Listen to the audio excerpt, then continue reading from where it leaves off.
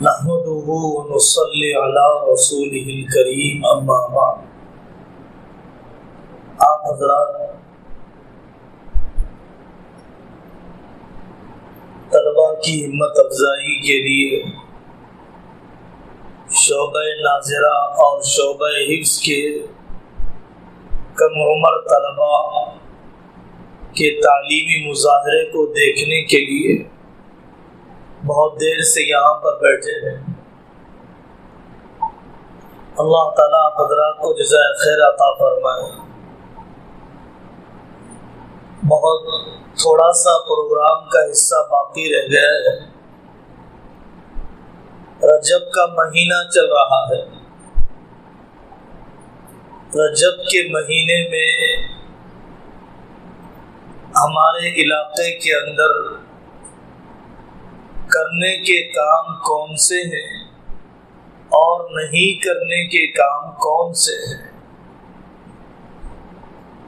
رجب کا مہینہ رمضان مبارک اور شعبان سے پہلے آنے والا مہینہ، قرآن کریم جن مہینوں کو اشہر حرم کہتا ہے، احترام والے مہینے کہتا ہے۔ گناہ تو گناہ ہی ہے ہمیشہ، لیکن ان دنوں میں گناہ سنگین ہو جاتا ہے، بڑا ہو جاتا ہے۔ اللہ تعالیٰ کے یہاں قابل احترام مہینہ زمانے جاہلیت کے کافر بھی اپنی جنگ روک دیتے تھے اس مہینے کے احترام کی وجہ سے۔ حدیث تو نہیں کہا جا سکتا ہے، البتہ اس دعا کا اہتمام شروع کر دینا چاہیے۔ اللہم بارک لنا فی رجب و شعبان وبلغنا رمضان۔ اے اللہ، رجب اور شعبان میں ہمارے لیے برکت دے دیجئے اور ہمیں رمضان تک پہنچا دیجئے۔ جو مہمان جتنا بڑا ہوتا ہے اتنا ہی پہلے اس کی تیاریاں شروع ہو جاتی ہے۔ رمضان کا مہینہ اور وہ مہمان چونکہ بہت اونچا ہے، اللہ کے نیک بندے 6 مہینے پہلے سے اس کے لیے دعائیں کرتے اور اس کے بعد 5 مہینے تک استغفار کرتے تھے۔ رمضان کی صحیح قدر نہیں ہوئی یہ سوچ کر استغفار کرتے تھے۔ شعبان میں حضرت رسول اللہ صلی اللہ علیہ وسلم نفل روزے بکثرت رکھا کرتے تھے، اور امی جان حضرت عائشہ رضی اللہ عنہا گزشتہ رمضان میں بیماری کی وجہ سے جو روزے چھوٹ گئے تھے ان روزوں کی قضا کر لیتی تھی۔ حضرت عائشہ رضی اللہ عنہا حضرت رسول اللہ صلی اللہ علیہ وسلم کے ساتھ ان مہینوں میں اللہ کرے کہ ہمارے بھائیوں کو اور ہماری بہنوں کو یہ توفیق مل جائے کہ گزشتہ سال اور اس سے پہلے والے سال بیماری یا کسی عذر کی وجہ سے جو روزے چھوٹ گئے ہیں اس کی قضا کرنے کی ہمیں فکر آ جائے۔ معراج کا واقعہ اسی مہینے میں پیش آیا۔ علماء محققین نے ابن حجر عسقلانی رحمۃ اللہ علیہ نے مستقل رسالہ لکھا ہے۔ کوئی خاص روزہ رکھنا ثابت نہیں ہے، اور اولیاء اعظام سے خواجہ معین الدین اجمیری رحمۃ اللہ علیہ، سلطان الہند، اولیاء کرام سے عقیدت اور محبت یہ ایمان کا حصہ ہے۔ اللہ سے محبت ہوگی، اللہ کے دوستوں سے بھی محبت ہوگی۔ دعاؤں میں مانگا گیا اللہم ارزقنی حبک وحب من یحبک، اے اللہ جو بندے آپ سے محبت کرتے ہیں ان کی ہمیں محبت دے دیجیے۔ محبت بہت بڑی طاقت ہوتی ہے آدمی کو عمل پر کھڑا کرنے کے لیے۔ بچے سے محبت ہے، سردی میں رات میں اٹھنا آسان ہے، کپڑے بدلنا، دھلانا، کھلانا آسان ہے، اولاد سے محبت کی وجہ سے۔ ایسی محبت اللہ جل جلالہ عم نوالہ سے ہو جائے، ایسی محبت حضرت رسول اللہ صلی اللہ علیہ وسلم سے ہو جائے، اور ایسی محبت صحابہ اور اولیاء سے ہو جائے۔ حضرت خواجہ اجمیری رحمت اللہ علیہ سے محبت کا ایک تقاضا یہ ہے کہ انہوں نے ایران کے علاقے کو چھوڑا، حضرت محمد صلی اللہ علیہ وسلم کے اشارے پر اور اپنے شیخ کے مشورے سے اجمیر شریف کے قیام کو پسند کیا، دین کی دعوت زندہ ہو جائے، یہاں کے مظلوم انسان اسلام کے سائے میں آ جائے، انصاف میں آ جائے، انسانوں کو برابری مل جائے، مساوات مل جائے۔ حضرت خواجہ اجمیر کا ہی فیض ہے، حضرت بابا فرید الدین گنج شکر رحمت اللہ علیہ، سلسلہ چشتیہ کو جو طاقت ملی ہے، حضرت بابا فرید الدین گنج شکر رحمت اللہ علیہ اور حضرت بابا فرید الدین گنج شکر رحمت اللہ علیہ کے خلیفہ اور نائب ہے حضرت نظام الدین اولیاء رحمت اللہ علیہ، اور حضرت نظام الدین اولیاء رحمت اللہ علیہ کے سلسلے میں آتے ہیں گلبرگہ شریف کے حضرت گیسو دراز بندے نواز رحمت اللہ علیہ۔ تو ہمارے اس علاقے میں ان اولیاء کرام کا بہت بڑا فیض رہا، ان کے ذریعے سے بدعات کا خاتمہ ہوا، سنتوں کی اشاعت ہوئی۔ تو ان اولیاء کا تذکرہ اس مہینے میں اور دوسرے مہینوں میں ضرور کیا جانا چاہیے۔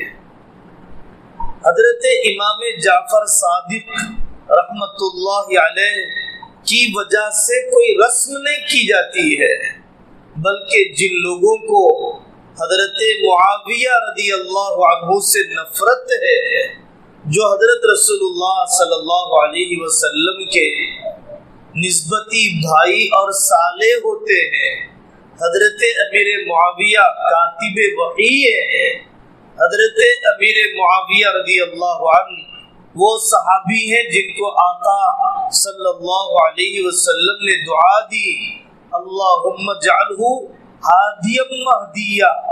حضرت امیر معاویہ رضی اللہ عنہ وہ صحابی ہیں کہ جن کے دور کو خلافت راشدہ تو نہیں امارت راشدہ ضرور قرار دیا جا سکتا ہے۔ اگر کوئی علی منہاج النبوہ امارت اور سلطنت اور حکومت کو چلانا چاہتا ہے، زمانے کی کمزوری اور علاقوں کی استعداد کی وجہ سے، تو وہ حضرت امیر معاویہ رضی اللہ عنہ کے زمانے کو نمونہ بنا سکتا ہے۔ تو بعض لوگ ہیں جو حضرت امیر معاویہ رضی اللہ عنہ کے اس مہینے میں انتقال پر خوشیاں مناتے ہیں، حلوے مانڈے بانٹتے ہیں، مٹھائیاں کھاتے ہیں۔ یہ حضرت امیر معاویہ رضی اللہ عنہ سے نفرت کی وجہ سے ہوتا ہے، گستاخی کی وجہ سے ہوتا ہے۔ اسی لیے ایسی حرکتیں کرنے سے اپنے آپ کو بچانا چاہیے۔ رمضان المبارک کی تیاری، قرآن سے اپنے تعلق کو مضبوط کرنا، شوق رکھنے والے بھی کیسے کیسے ہوتے ہیں۔ امام قالون رحمت اللہ علیہ قراءت کے ائمہ میں سے گزرے ہیں، وہ کان کے بہرے تھے، لیکن عجیب کمال اللہ نے دیا تھا کہ جب وہ کسی طالب علم کا قرآن سنتے، سنائی تو نہیں دیتا لیکن ہونٹ کی حرکت دیکھ کر لقمہ دیتے تھے شاگرد کو کہ تم نے فلانا حرف چھوڑ دیا ہے، تم نے فلانا جملہ چھوڑ دیا ہے۔ بہرے پن کے باوجود قرآن کی غلطیوں کا ادراک اللہ تبارک و تعالیٰ نے کیسے انہیں عطا فرمایا تھا۔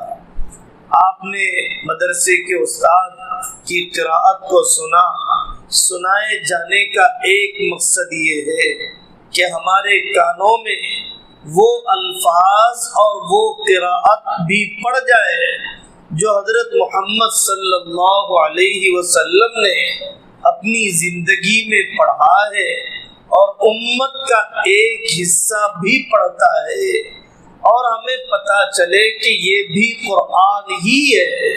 ان سے اس لیے پڑھوایا گیا کہ ہمارے جوانوں میں، بوڑھوں میں یہ شعور پیدا ہو جائے کہ ہم بھی صحیح لہن میں، عرب کے لہن میں ہم قرآن پڑھیں گے۔ اقرأوا القرآن بلحون العرب اور زینوا القرآن باصواتکم، قرآن کو اپنی آواز سے مزین کرنا، حسن قراءت کا اہتمام کرنا۔ اللہ سے محبت کی ایک دلیل یہ بھی ہے، اہل القرآن اہل اللہ وخاصتہ، کہ جو قرآن والے ہیں وہ اللہ کے خاص بندے ہیں۔